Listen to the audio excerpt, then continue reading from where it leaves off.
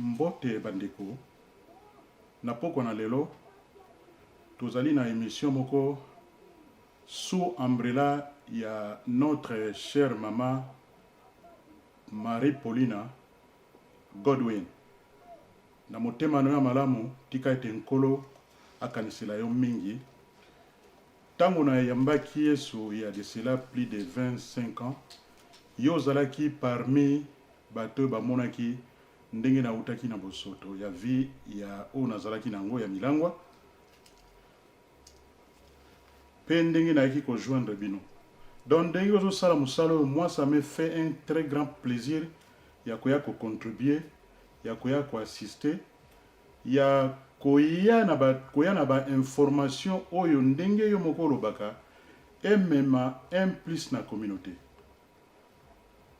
tozali komona na communauté na biso awa bato baza kokufa baliwa prématuré tozali komona ndenge communauté ezali ko souffrir ba problème ebele ya vie ya santé surtout ngai tant que mosali na nzambe na sina mona ke bazali ko bondela to ko bondela pona moto azaki maladie moto azui guérison na ye tomoni pe moto mosusu azalaki na problème ya mental pe azalaki restauré kasi otomoni lisusu moto mosusu bakoki kobondela pona ye me okomona lobi azongi santé mabe yango lelo nakozwa mwa ba verset biblique moko pona kolakisa na bana na nzambe pe na bato nyonso bakolanda biso à travers Sepela TV pe studio yo merci mingi pona ko accepter biso toyawa na mokana na nzambe lobi bien aimé je souhaite que tu prospères à toutes les égards et sois en bonne santé comme prospère l'état de ton âme na Ézéchiel 47:12 elobeli biso verset moko ya muzindo elobi sur les torrents sur ces bords de chaque côté croîtront toutes sortes d'arbres fructueux. Leur feuillage ne se flétrira point et leurs fruits n'auront point de fin. Ils mûriront tous les mois parce que les eaux sortiront du sanctuaire, leurs fruits serviront de nourriture et leurs feuilles de remède. Yangonde eloko tukuluba lelo awa. Tolobiete bato bazalaki na inquiétude na bomo na bango, na mitema na bango. Oyo bazalaki abattu. Mais une bonne parole ya lelo eko sala nini eko memela bango kimia eko memela bango solution. Ngai awa nazali bongo na pembeni na ngai na moko ya ba mama oyo bazali na communauté awa vraiment bazali ko sala honneur ya communauté na biso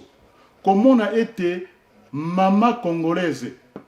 a maîtriser makambo e malamu pe alobeli biso ete lelo aye awa pote alimbola biso makambo yango penza na mozindo poto yeba mama na ngai pourquoi ilamu papa merci yo moko sikoyo ozwa relève pe olobela audience bana ya Congo bazali kolanda yo pe bazali koyoka yo merci papa na ngai ndenge ka papa alobi na mokwalelo tokosolola bongo santé ndenge nini tokoki kosala po ete tokozala malamu tolongola bokono na kati na nzoto na biso ba maladie ndenge papa alobi ezoboma biso ebele ya ndenge na ndenge ntango mosusu mpe na kozanga mwa koyeba eloko nini tokoki kosala omoni ekozalaka mpasi soki toyebi te epuis ntango mosusu tokoyeba te nakende wapi namela nini nasala ndenge nini mpo ete nakoka kozwa lipiki na yango ngai na oloba boye nga kombo na nga mama bébé Ramazani Fanny na baye obayebi nga bakobenga nga mama bébé na background nanga so naloba na uti na mboka na biso Congo naza congolaise et puis na osepelaka mingi kozala congolaise vraiment esalanga fierté parce que Congo na biso eza mboka na biso nzambe apesa biso lokola cadeau vraiment na kosepelaka mingi kouta na mboka wana pamba te richesse eza vraiment kuna ya ebele. Background danga na ye na mboka oyo na tangi naza ingénieur na information technology system ya sécurité ya ba software na saliango na sisi wana eza degree na zwaki mais par là nayaki kosepela mingi na santé na sali ba training na health and social care et komemanga lelo na sala nutrition par là naza nutritionniste en tout cas na sepeli mingi na nutrition pe na santé yango nde mutu naza kuna na kati nango na mikolo yo boye par là na nina loba base ya ba maladie ebele o tozobela na mboka oyo eza deficiency nde biso tolobaka ya mineral vitamins na ba supplements lelo tokobetela sete mingi na ba supplements par là yango nde tozozala na base ma maladie nyonso disease nyonso maladie nyonso ezali ko manque ya ba vitamine na nzoto manque ya mineral manque ya ba supplements ba supplément ya biloko tokozala nango parce que lelo oyo te komona ba biloko mingi ekomi artificiel et par là yango nde ko provoquer ba maladie ebele tokobanda na nzoto na biso ya bomoto nde tozali boye nzoto na biso ezali 75% ya mai nde mutu eza mingi ya ebele na kati na nzoto na biso toza na ba cellule nde baloba na anglais ba cell toza na trillion toza na ba billion ya ba cell yango tezo composer nzoto na biso par là na mai oyo tomelaka yango mutu eza na base ya ba makambo ebele papa na ngai mai oyo ozomelela mai ozolamba il faut ezala malamu ezala mai moko ndenge tolobaka ezala clean ezala propre parce que nzoto na yo eza mai alors mai oyo ozokokota na kati ya nzoto wana faut ezala propre ezala vraiment clean biso sikoyo awa na mikili oyo ya poto pasi na biso ezalaka mpona mai un amu calcaire eza mingi na mai na biso tomelaka toza na nini device oyo machine oyo yango etretaka mai esukolaka mai okoconnecta nka na pompe na yo soki eza connecté ekosukola mai place nyonso eza portable okomema yango portable eza nango mpe kilo te soki oconnecta yango kaka na pompe na yo yango sikoyo mai ekokota awa na kati ya machine wana ebimi alors okomela mai moko ya propre mai yango na tia yango awa tokoki kosala mpe tokoki koteste chlorine na kati ya mai oyo okomona ke eza vraiment eza na chlorine te eza na sodo te eza mpe na odeur te eza vraiment bien papa na ngai bongo mama na mai est-ce que ezali conseiller motu ndenge tovandi na Angleterre awa tozali komona bato mosusu balingaka komela mai ya pompe est-ce que komela mai ya pompe ezali malamu? Merci papa na mtuna na yo komela mai ya pompe eza malamu te ba maman ebele wana nazo s'adresser directement à ba maman parce que biso nde toza ba premier nutritionniste na bandako na biso biso to utilisaka nutrition pour papa azala bien bana pe bazala malamu mai ya pompe wana oyo tomelaka eza malamu te parce que mai ya pompe oyo ya biso ya ba mboka mosusu ba Europe mosusu na yebi te mais na parler na oyo ya biso awa na Angleterre oyo ya biso awa na Angleterre eza risako basala kaka balongoli basalite batie ya part batie bakisi yango wana kaka ezongi oyo ezalaka na kati na toilette na yo oyo ezalaka na kati na salle de bain na cuisine yango ka moto ekobalukaka basalaka risako batieka bakisi balongoli yango wana kaka eza vraiment malamu mingi te mpona komela mai ya pompe ya robinet mbala moko donc na ndenge to comprendre que à partir ya machine oyo ekosalisa bafamille ebele Voilà. surtout que bamama na biso congolaise yo etant que mama etant que ozali mpe mama moboti lokola oyekoli makambo oyo malamu donc ezali bongo esengo mingi ya koyoka yo mpe kopesa explication na bandeko ya communauté na biso comme outi koloba awa liloba na nzambe elobi ete mon peuple est péri parce qu'il lui manque la connaissance. Donc c'est pas la connaissance na nzela ya expérience na yo pe na nzela ya kolimbolela biso masolo yo kitoko nde moto moko akozala sauver awa. Voilà. Oyo aziyebaki te oyo azalaki na bobungi po tolobi likambo mingi ya ignorance ezali mais eza na bato mosusu mama bazo vivre no babengaka yango stupidité ato yo lobeli ye likambo ya kitoko on dirait basudire eza na matoi sikoyo liloba nini oyo yo memeli bango mpo bazala convaincu yao. Merci papa na ngai. Ndenge papa alobi eza solo. Vraiment tozala na litoi ya koyoka babi litoi ya koyokaka yango nde mutu kozalaka malamu mingi toyebi ke toza na baconception na biso toza na bafaçon na biso tomonela makambo mais likambo mosusu soki eyeli yo vraiment faut kopesa osala mwa attention oyoka olanda oyeba pourquoi eza bongo ya bongo en tout cas mpona mai bamama na ngai batata na nga peuple na ngai communauté na nga congolaise en tout cas eloko ya mai eza likambo ya solo parce que na kokito tozali na temps ebele na kosalela bino démonstration ya mai oyo euti awa na mai ya pompe na sali démonstration parce que tozalaka na toza na chlorine eza ba tablette oyo tomekaka chlorine na kati ya mai ba tablette yango okotiwa yango partout soki oza na tablette oyo komeka chlorine na ba différents mai na yo tobenga yango DPD et okosomba yango partout ozwi ka mai na yo ya pompe otie na verre otie ozwi pe mai oyo mosusu tosombaka ya babouteille otie pe na verre mosusu alozwi chlorine wana omeki chlorine na kati ya bamai wana okomona mai na yo ya pompe ekokoma ekotourne nyonso to ekotourne pink et obtenir rose et par là ndeko yeba chlorine ou combien ya chlorine eza na kati ya mai wana ba mama mususu bien bandeko mususu boyebisanga ke noto banda to ya na mboko yo banda kala to melaka mai wana mais tant tozo mela mai wana tozo conserver tozo consommer yango tozo tiande ba disease na kati nzoto ba maladie na kati nzoto sans que toyeba bien que chlorine wana omona ko minimiser yango eza na temps moka muke mais eza vraiment malamu mingi te na kati ya nzoto o chlorine ba mama mususu ba posanga ba question ba mama bébé tokolambelaka mai wana mais tokomelaka na biso ba mai otosombaka na ba supermarché c'est bien bon mai oyo bokosoma na ba supermarché bomelaka yango mais kasi bolambelaka yango te omoni papa tolambelaka mai wana te mais tomelaka yango na l'air tozolambela yango te tozomela kaka ya pamba mais ozolambela mai nini tolambelaka alors mai ya bongo mama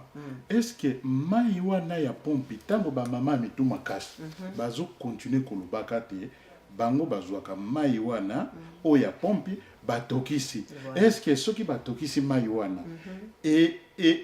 ebomaka ba microbe wana ezalaka na ba mai ou ba microbe wana ekufaka to ekufaka te yango olobela bango mpenza bayoka. Ok, merci papa na motuna wana eza vraiment kitoko mingi mai ya pompe soko otokisi yango eza na chlorine na kati chlorine ekufaka na moto te quel soit niveau au 100% ya degré oyo tokiseli mai wana chlorine ekufaka na moto te par là soko ntango otokisi mai wana epuis otiki yango mpo bamosusu batokisaka mai wana atiki yango mpo ya komela yango nsima amela mai ya kotokisa c'est bien bon mais chlorine ekufaka na mai te soki otiki yango otokisi yango lisusu makasi ekocreye susu babactérie mosusu ya makasi susu oyo ekoderange vraiment santé mingi na kati ya mai wana parce que otokisi yango autant otokisi yango su makasi na degré mosusu eforme lisusu bamicrobe mosusu babactérie mosusu oyo ekoderange santé na biso voilà quoi. Vraiment bainformation yo mama ezali trop mozindo vraiment nkolo a continuer kosala mingi mpona bomoi na yo mama na ngai. Merci. Ozala moko ya voix na kati na communauté na biso mpo ete olobela bato makambo oyo bato bayebi te. Eske baminganga ndenge bazali awa badokter oyo tokendeke donc baza conscient ke mai ya pompe ezali mabe mpo na nini balobelaka bato bayaka na bakabinet na bango te? Merci papa mpona motuna na yo na ngai naloba boye. Bon,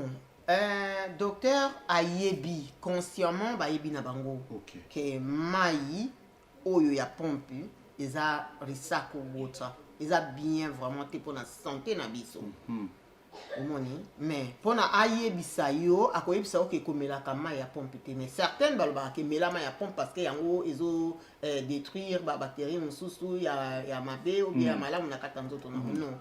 eza na chlorine na kati ya mai wana eza na drogue na kati ya mai wana eza na mercury na kati ya mai wana eza mamambo ebele vraiment ya malamu te na ba recherche au biso etant que ba nutritionniste to sala na kati ya mai ya pompe directement to découvrir que ba biloko ebele ya malamu te eza na kati ya mai wana o ezo détruire santé na biso parce que tant to lobi que nzoto na biso eza 75% ya mai yo mama yo papa yo mwana elenge yeba mai nini ozokomela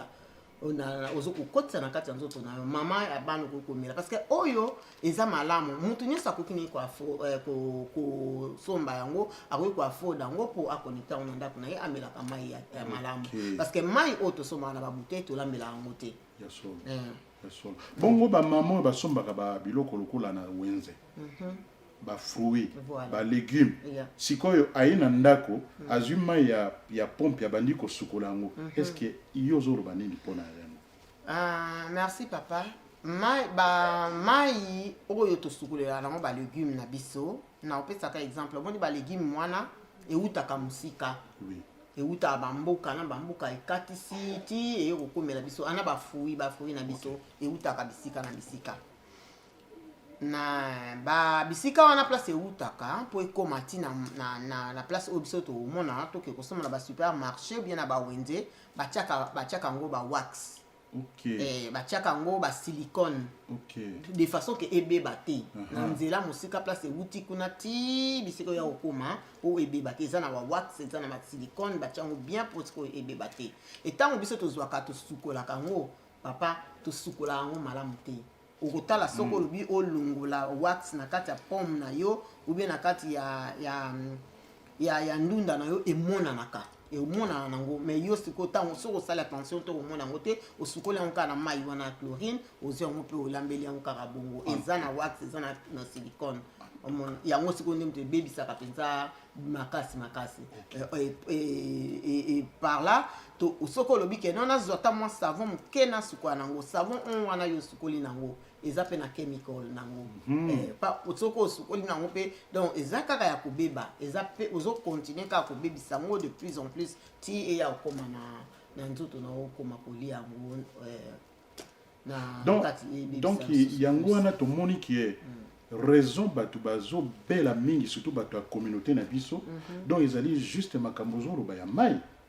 donc mai ya komela wana lokola nzoto ya moto ezali 75% mai donc soki ozwi mai ya malamu otie na nzoto nde kosala te nzoto na yo ezala rajeuni nzoto na yo se renouvelaka yango moko en tout cas mama na ngai vraiment tosali presque première partie ya programme na biso tozwa nanu pause bongo toya kozonga na deuxième partie. Merci papa.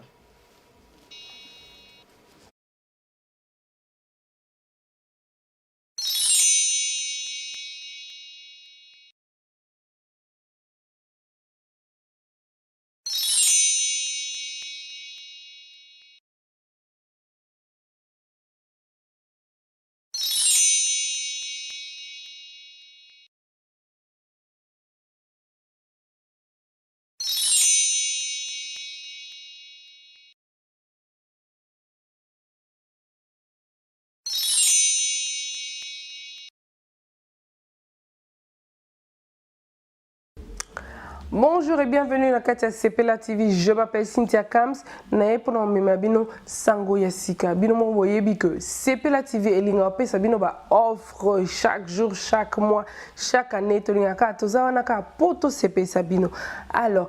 désormais Sepela TV est comme une 70 livres pour le décodeur avec un mois d'abonnement offert. Donc bon on a toujours CP sabino ka seko sepelisa.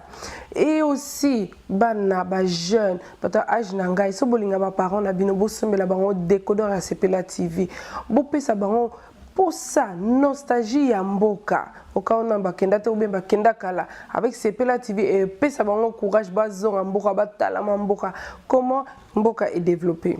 Pour l'ensemble décodeur à Sepela TV, c'est vraiment facile. Pour la bateau bazana libanda il y a Angleterre, il y a deux façons. 2-1. Vous partez dans votre banque, vous allez transférer à 70 livres et 15 livres pour la livraison, sur Bozakati Europe, sur Bozakati Amérique, livraison c'est 20 livres.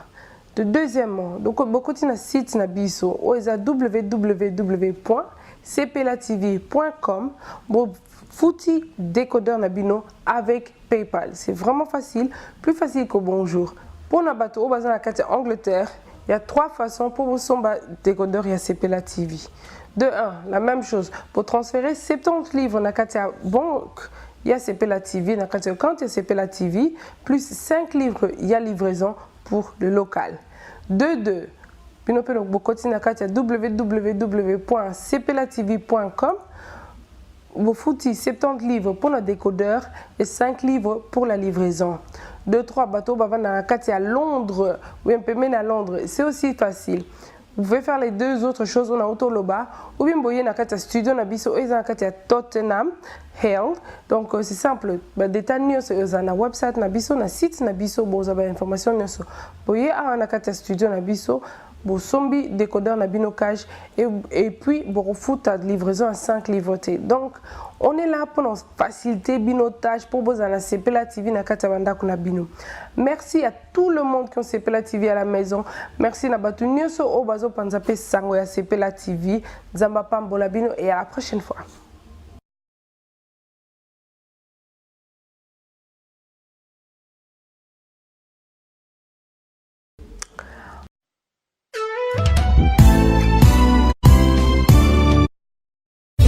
Comme le poso kitoko boyo le kinzela nini l'accent non secret non grâce beauté produits cosmétiques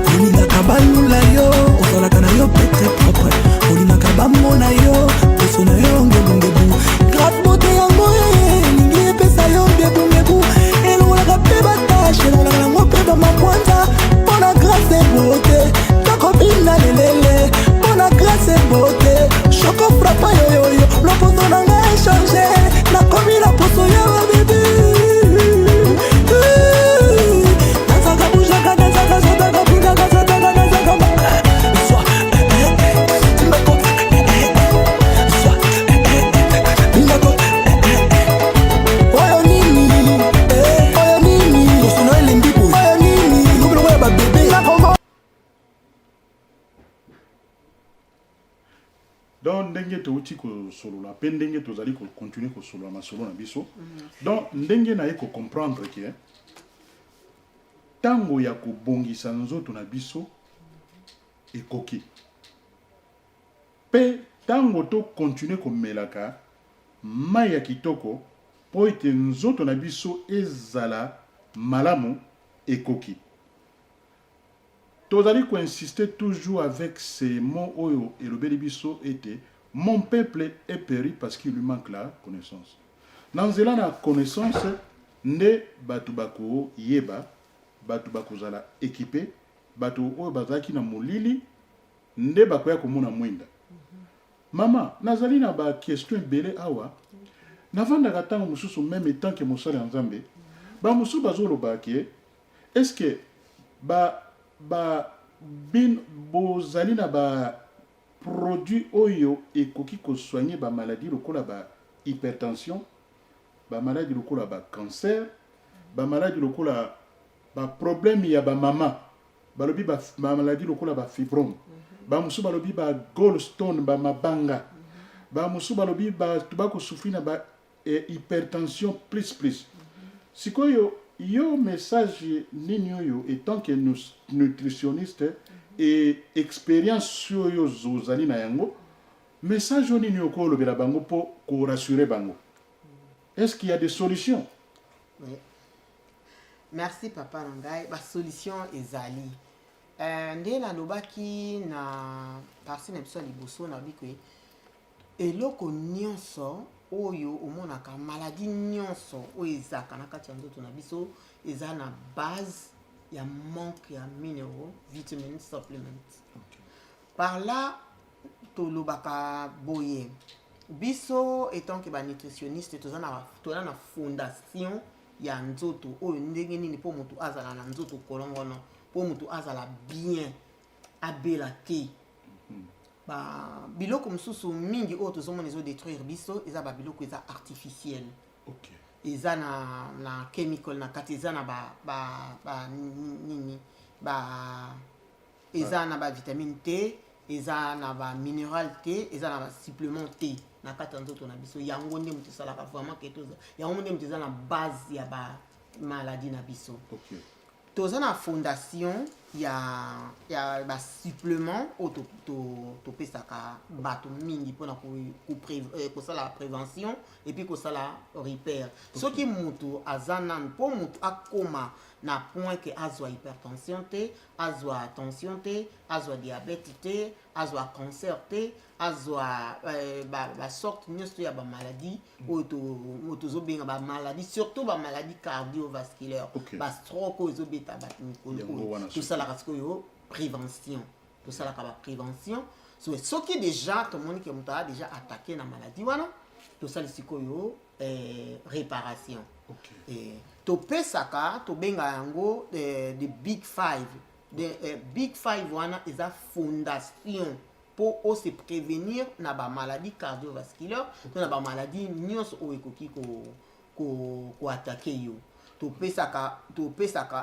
protéine na kati ya nzoto na yo po ezala bien neti oyo par exemple oyo eza all plant protein. Okay. Eza protéine vraiment ya naturel. Naturel vraiment de tout ba organique il y a 100% organique. Donc euti na mabele ya euti na mabele ya bien. Okay. Et ba tiango eloko mon côté artificiel na kati eza vraiment organique 100%. Parce que naturel na organique eza différent papa. Mingi to yeba te bika ta produit eza naturel oui c'est bien bon mais eza organique te. Différence eza nini?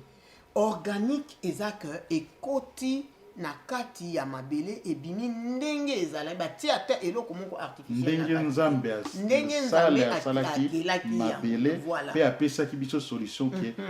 toliaka biloko nde ya malamu. Voilà ya malamu eloko moko te artificiel ekoti na kati mais naturel de fois moto amoni yango naturel te eza naturel baloni yango me bakengeli yango malamu te.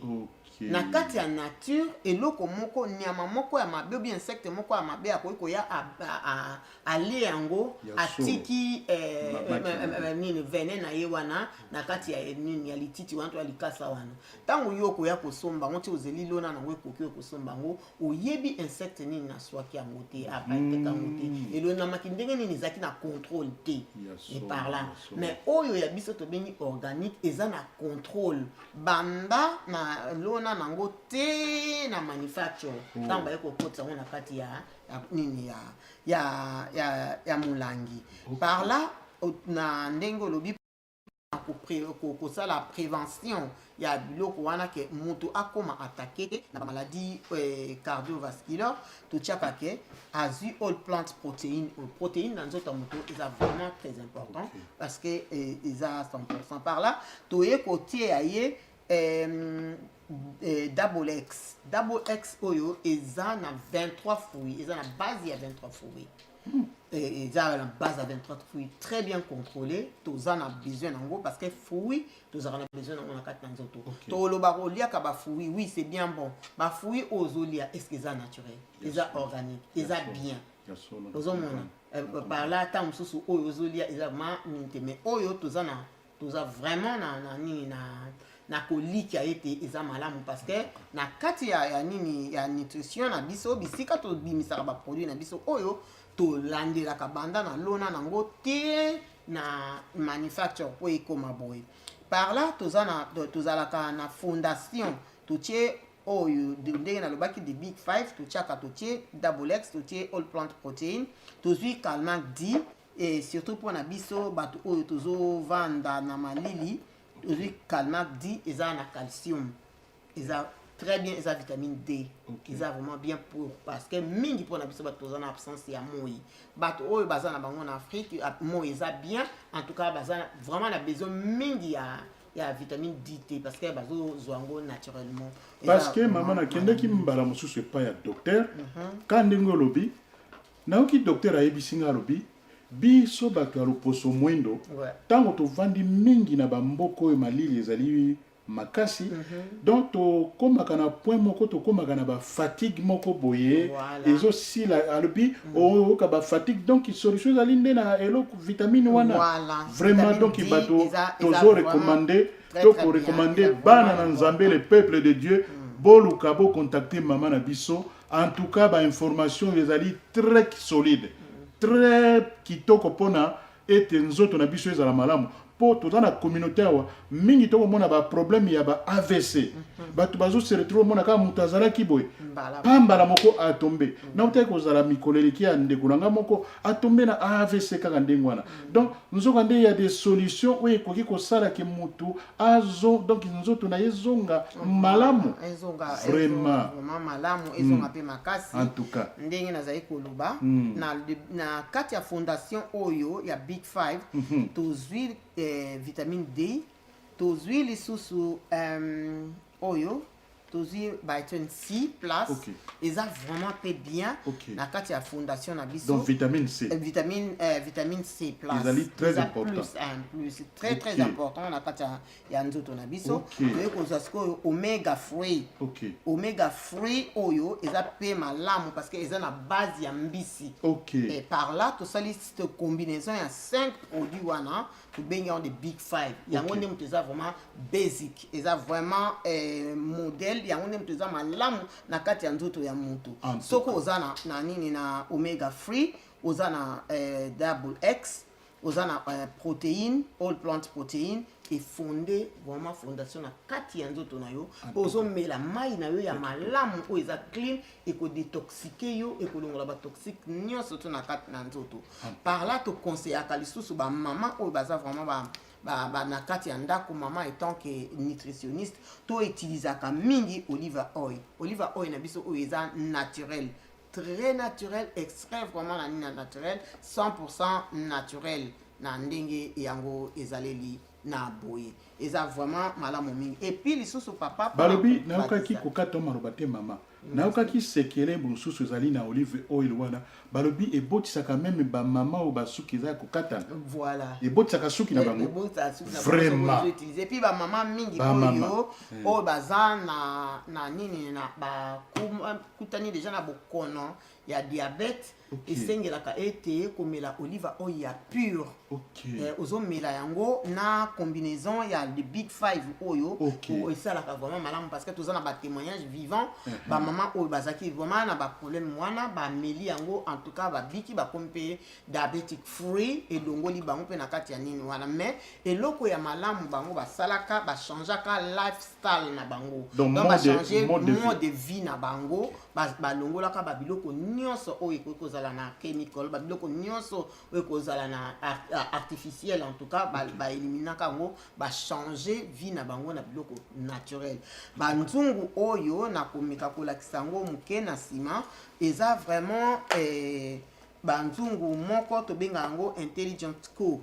eza vraiment malamu papa nanga parce que ezali na aluminium te banzungu mosusu pe oyo biso tomeka kolambela na yango ezalaka na aluminium wana soko ezwi moto esalaka pe pasi mingi lisusu na kati na nzoto je na biso banzungu oyo ezali eza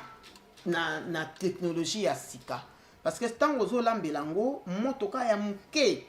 eza manini mofiniko nango oyo ekangamaka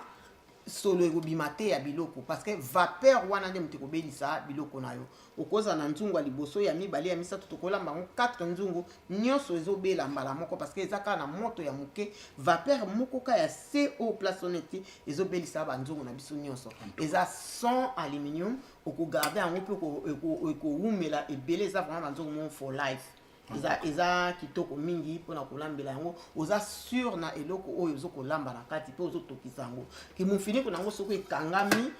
vapeur ekobima te ntango tolambaka bamama na nga vapeur ntango ebimaka nutrient nyonso ekendaka donc biloko to bandeki bamama balambaka batokisi biloko donc eza malamu te nutrition nyonso obomi nutrient nyonso ekei yo ozalaki wapi kala nyonso wana olobela bana na nzambe bayoka papa po ezali maloba ya solo ya mozindo tolobaka eloko na eloko ezalaka na ntango nango ntango mosusu ya kolobela likambo oyo yango ekoki parce que nzungu oyo ntango ozolambela yango nini na yo nyonso ekangami na kati mpo mofiniko ekangama vraiment makasi ekobimisa mpe solo te solo biloko no nyonso ekozala na kati nutrition na yo nyonso ebombami na kati ekozwa mpe kaka moto ya moke kotokisaka biloko mingi ozolongola bavitamine nyonso banutrient nyonso na kati ya biloko ezolonga me wana kaka moto ya moke ekangami mpe makasi vapeur na yo milingano nyonso eza kuna na kati evandi donc steam nyonso eza kuna eza lokola steam nyonso eza na kati ezogarde nini test ya biloko na yo goût ya biloko na yo ekozala na kati oyebi mama nalingi kobakisa boye nasi nakende epai ya monganga mpo nga nalingaka kotuna baquestion mingi natuni monganga alobeli nga boye alobi bino baafricain bolambaka biloko eumelaka na nzungu moto donc secret nde naye kocomprendre ke eza likambo ya nzungu nde ezala kitoko soki nzungu ezali kitoko papa bana libotamba bakolia malamu en tout cas vraiment God bless you mama God bless you beaucoup mama na ngai en tout cas merci mingi par là nanu tozocontinue na masolo na biso ndenge eza wana toza mpe na tozala moni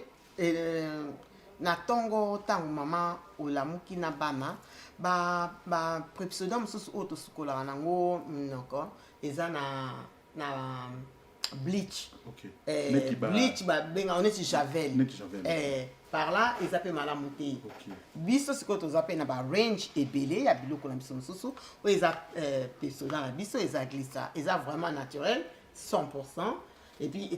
eza na nini artificiel te lo mo artificiel eza awani bon ba pepsodent mosusu au mona soki ozo utiliser yango ezobebisa ba nini ba gamme na yo eza ko bleach eza ko longola ba nini ba biloko ya minu na yo wana vraiment eza pe malamu mingi te par là obandina na monoko yo moko okotisi déjà javel na kati ya monoko okotisi déjà bleach na monoko sukola minu na yo eza vraiment malamu mingi te et par là en tout cas oyo eza pepsodent moko ya malamu eza munene pona famille mobimba en tout cas so toza ko utiliser yango pe et osala biso malamu mingi parce que eza très naturel pona bato bazala na problème ya minu eza vraiment très bien pona ko utiliser yango pona kosukola minu toza pe na ba produit mosusu ba mama na ngai tomonaka ndenge tozalaka ba poudre mosusu topakolaka e obebisaka biso omona ozopakola poudre yango ezonunisa yo ezonunisa pourquoi parce que eza na artificiel na kati eza naturel te okozala ntango mosusu oza mpe na baproblème ya peau mais ntango kaka oza koutilize yango ezodétruire yo de plus en plus mais yo sikoy ozomona te oza kaka kobakisa ntango ozobakisa sikoyo nini na skin na yo na poso na yo eza kosila te biloko wana eza kaka kocontinue pourquoi parce que eza naturel te biso toza na ba poudre na biso eza naturel en tout cas 100% naturel eloko artificiel eza te toza na ba fond de teint nango toza na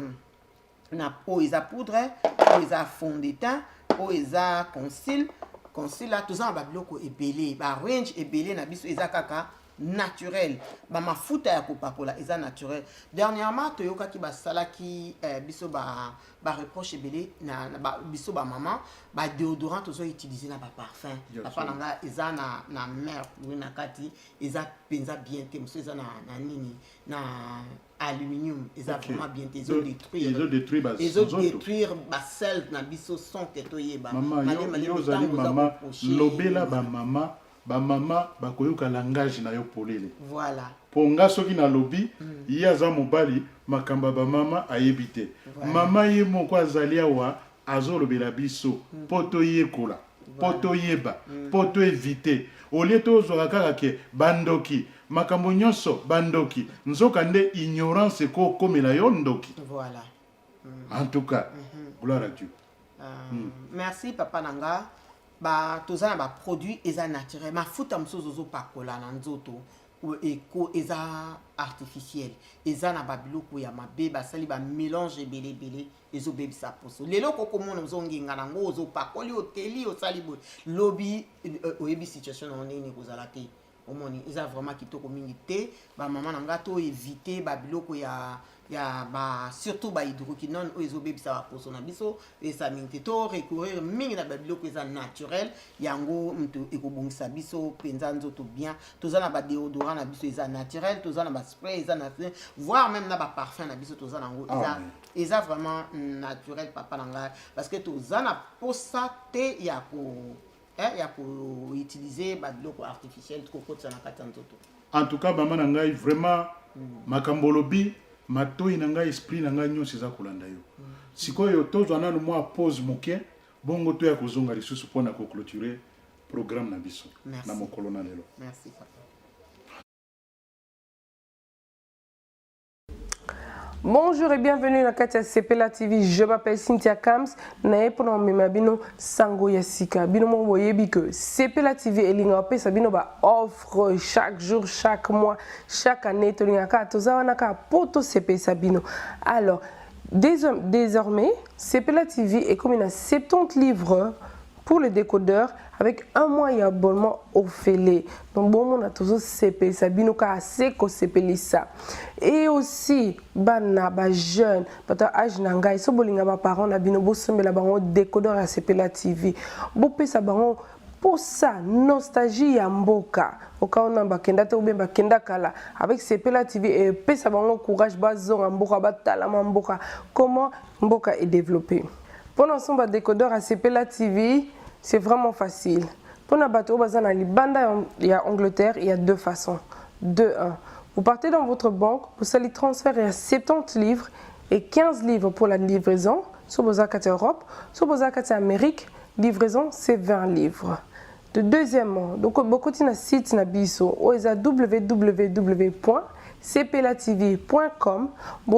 fouti décodeur nabino avec PayPal. C'est vraiment facile, plus facile que bonjour. Pour na bateau au bazar la carte Angleterre, il y a 3 façons pour vous son décodeur et Sepela TV. De 1, la même chose. Pour transférer 70 livres na carte banque, il y a Sepela TV, na carte compte il y a Sepela TV, plus 5 livres, il y a livraison pour le local. 2. Puis nous pouvons continuer na carte www.cpelatv.com. Vous foutez 70 livres pour le décodeur et 5 livres pour la livraison. 2-3 bateaux dans la carte à Londres ou un peu même à Londres. C'est aussi facile. Vous pouvez faire les deux autres choses. On a Autoloba ou bien voyez dans la carte studio na biso et dans la carte à Tottenham Hale. Donc c'est simple. Détails sur na website na biso na site na biso vous avez information sur. Voyez à la carte studio na biso. Bon sombi décodeur na binocage et puis bon foot à livraison à 5 livretés. Donc on est là pour nous faciliter binotage pour vous à la Sepela TV na katabanda kuna bino. Merci à tout le monde qui ont Sepela TV à la maison. Merci na batu nyonso o bazo panzape sango ya Sepela TV. Zamba pambola bino et à la prochaine fois.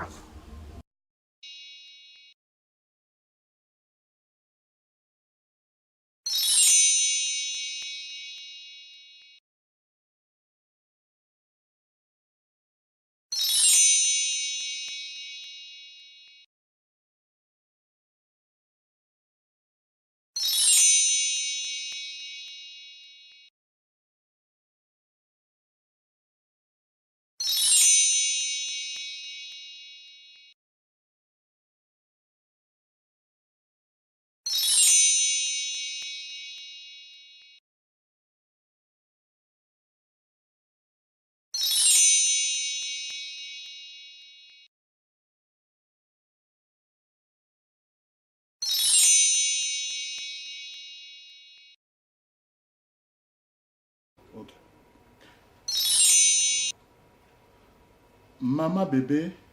tozongi lisusu nazali na motuna moko nakolingana tuna yo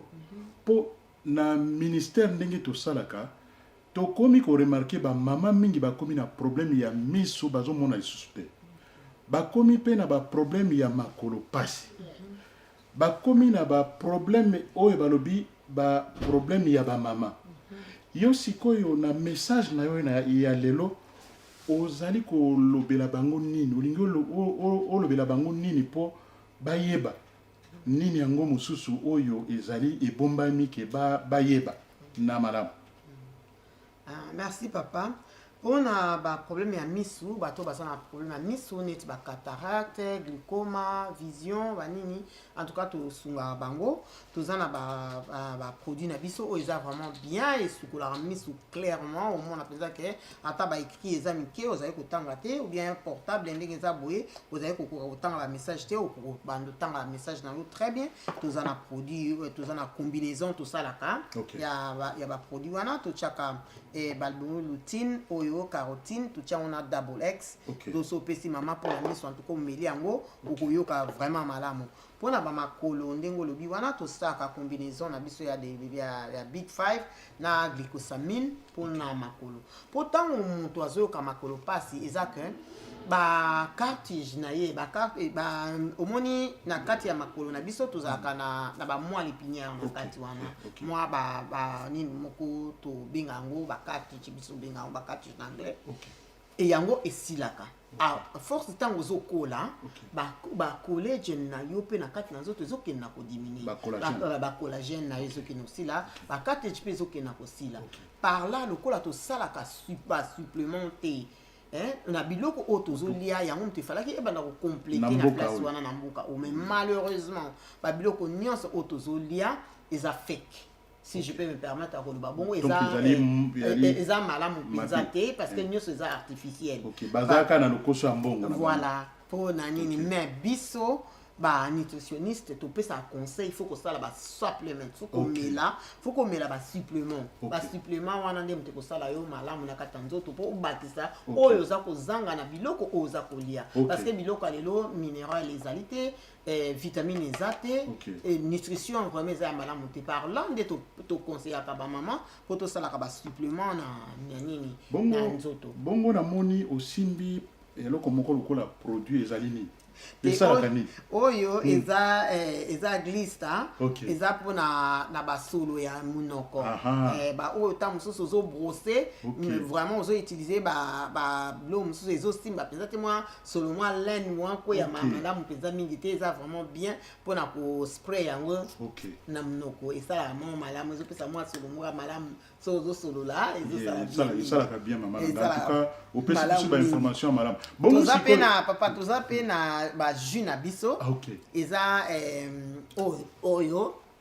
eza vraiment bien eza la vitamine C tout ça na ba fleuve a ebele mais na plateau malheureusement to mini yango te to meka oyo ya orange oyo eza très bien parce que ça na vitamine C na kati c'est bon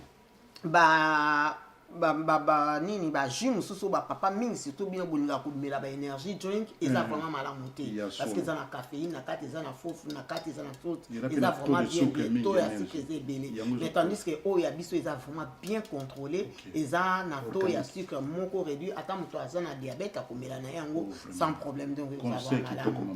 par là ceux qui pe bolingi ba oyo baza na problème biso nyonso a ande to vanda na Londres to na problème à pollution eza vraiment makasi vitamine C eza très très bien parce que ezo détoxiquer ezo longola ce qui vraiment tout ça qui na tango parce que ça ezambala sukate prochainement na kosalela bino ba démonstration ba produit nyonso o naza nango awa bo mona bino mo bo palper vraiment des yeux que ndenge nini du doigt plutôt ndenge nini na biso esalaka elongolaka penza ba pollution nyonso ata otamboli libanda soko meli yango eza na durée à 8 heures du temps na kati nzoto na yo mama bébé siko soki balingi ko contacter yo bakosala boni bon pona ko contacter nga numéro na nga yango wana ezoleka wana tosala ba workshop na ba différents communes au comment awa na ba place nini boko ko invité biso to ya kapenza to pesi workshop ba maman o bani ko za la vraiment ba za la éduquer tout ça la vraiment éducation ya nutrition ya cuisine pour na batu ya santé to kuta na kana ba GP na ba docteur to solo la kana bango pour eloko ezo beta biso makasi surtout awa na kati ya mikili na biso ya poto to na mokili na biso na mikolo oyo ezali homosystème homosystème na yo soki eza na balance te en tout cas eza place nyonso to oya okutana na problème okenda te pa GP na yo oyebisi ke asala yo examen ya homosystème omona akotuna yo kutuke oyebeli yango wapi oyebeli yango ndenge nini homosystème yango nde moto eza balance na kati na nzoto na biso donc yango nde elongolaka baesprit ya esprit ya suicide esprit wana bato balobaka milimo nzoka nde c'est l'ignorance. Je me rappelle avec notre maman Abigail alobi nazalaki mwana moke alobi namona na famille na ngai namona mama na ngai na papa na ngai bazoswana oyo alobi bino bandoki oyo alobi bino bandoki alobi me nzoka nde ezalaki homosystème wana mama na ngai homosystème nde moto eza malamu te parce que bayaki kobota mwana oyo azalaki malamu te azalaki na problème ezalaki ke aye homosystème ya maman na level ya homosystème ya maman ezalaka likolo ya papa mpe ezalaki likolo sikoyo combinaison nango nde ya kobimisa mwana oyo azalaki na baproblème par là or soki ezalaki likambo ya koyeba bakokaki kozala na kati ya foundation oyo ya the big five elinga ko low down homosystème eka kokitisa homosystème na bango enga sala bien homosystème eza eloko nini biso nyonso oyo toyoki kombo wana tokoki kokende vraiment totali yango bie togoogle yango tomona homosystème eloko nini esalaka na kati ya nzoto na biso ememela biso bamalformation ebele e vraiment ya mingi. Ok. Sikoyo, tokomi presque na suka, mama bébé biso tokozala na besoin ya ko inviter yo pe na mokolo na le 14 décembre tokozala na mega market na Barking Road. Donc ekozala pe occasion moko ba mama pe bakoya ba mama congolaise bakoya pe wana bako ekozala malamu bayoka yo et puis communauté eza sepeli ndenge oye na Sepela TV ndenge o lancer ba information oyo ezali vraiment capital. Kombo na ngai papa Eugène nazalaki bongo accompagné na mama bébé et puis to remercier la signature mama na biso Marie-Paulina Godwin pour mon colonelelo et puis to remercier pe lisusu Sepela TV na ndenge ba yambi biso na pesi mama Brigitte mbote mingi mon épouse et puis ba mama lilobano asuka oyo lingo pesa na bana libota papa ba mbote ba message na yo pona ko clôturer. Merci beaucoup papa Eugène ngala sepeli mingi na ndenge to liki na émission oyo pona côté ya ba maman nanga na pesi bino mbote mingi oyo nyonso aza na besoin nanga contacter nga en tout cas na zalaka wana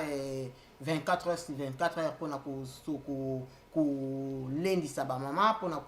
ko salisa ba maman oyo nyonso aza na problème ya santé en tout cas na ngulu ya nzambe toko sala ete toko akokuta na po ete toko kopesa eloko nini aza nango vraiment besoin na pesi mbote mingi na mulonga nanga papa Fanny na musala kuna place azali mbote belé ba mama nanga nyonso na lingaka bino mingi boza ebele liste za mulai moyena tanga bino ya bakombo nyonso ezate na pesi bana nanga mbote les 3 jojo na pesi bango ba mbote Joneli Jonifa Jonathan en tout cas ba mbote mingi na ebike ba encourageanga makasi na musala nanga oyo ya nutritionniste basepelaka nango pe mingi nyonso tu bayebisanga kaka mami we are very proud of you go ahead nayebi ke souci nanga ezalaka na aider communauté nanga parce que bisika kuna tosanganaka na komonaka ba Ougandais ba Zimbabwéens ba Nigériens ba nini mais ekolo na biso vraiment ba Congolais tokozalaka mingi te. Vraiment en tout cas ya mwana sepelaka ko sunga ba mama congolaise biso peto yeba eloko nini za na base ya maladie ebele na kati na biso na tango oyo. Merci mingi mbote mingi na ba mama nga Glasgow na lingi bino mingi mbote mingi na mama nanga ya Luton kuna epa ya mama Pauline Bukasa mbote na o mingi mama sala musala vraiment sunga ba mama na yo na tina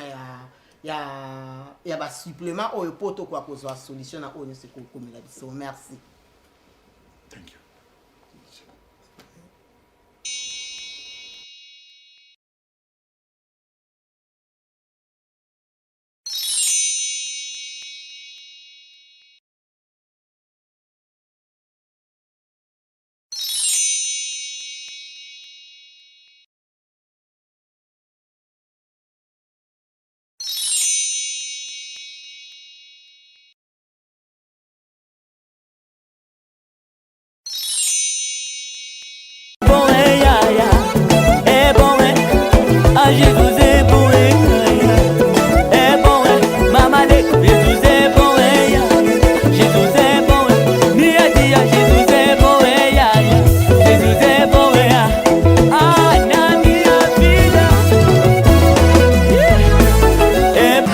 paz do Senhor, amados, eu sou o vosso irmão Nicolau Antônio. Venho aqui para vos apresentar o meu novo álbum, que tem como título Só Deus. É um trabalho que nós estamos a fazer que já está a abençoar a minha vida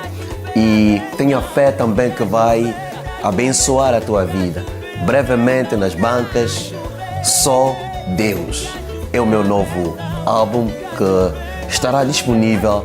brevemente. Que Deus vos abençoe. Fica ligado. Em nome de Jesus. Amém.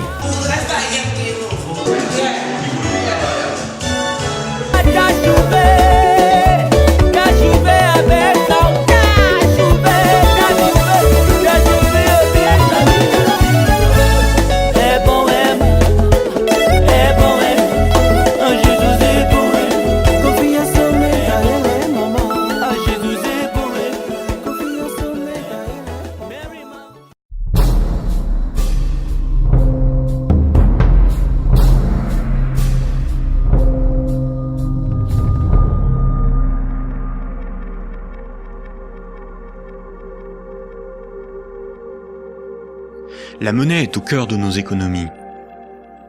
Elle en est le fluide qui permet les échanges des biens et des services. Les biens, ce sont les objets physiques qui ont un prix, comme de la nourriture, des outils, de l'immobilier, des objets de la vie courante, des véhicules, de l'électronique.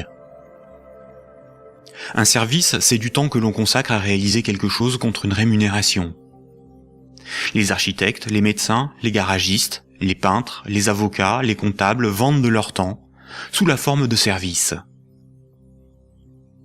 Les biens et les services sont achetés avec de la monnaie. Savoir qui crée la monnaie est donc indispensable pour comprendre comment le monde fonctionne. La monnaie prend plusieurs formes, qu'il faut bien distinguer. Sans la connaissance des diverses formes de monnaie et les mécanismes qu'elles impliquent, il est impossible de comprendre le système monétaire et bancaire, et plus globalement l'économie. Il y a la monnaie sous la forme de billets et de pièces de monnaie. On l'appelle la monnaie centrale corporelle. C'est celle que vous pouvez retirer au guichet ou au distributeur automatique de billets de votre banque. On peut la toucher, on peut partir avec, on peut physiquement la détruire. On l'appelle aussi monnaie manuelle, liquide ou espèce. Elle est fabriquée par la Banque centrale. En dehors de la Banque centrale,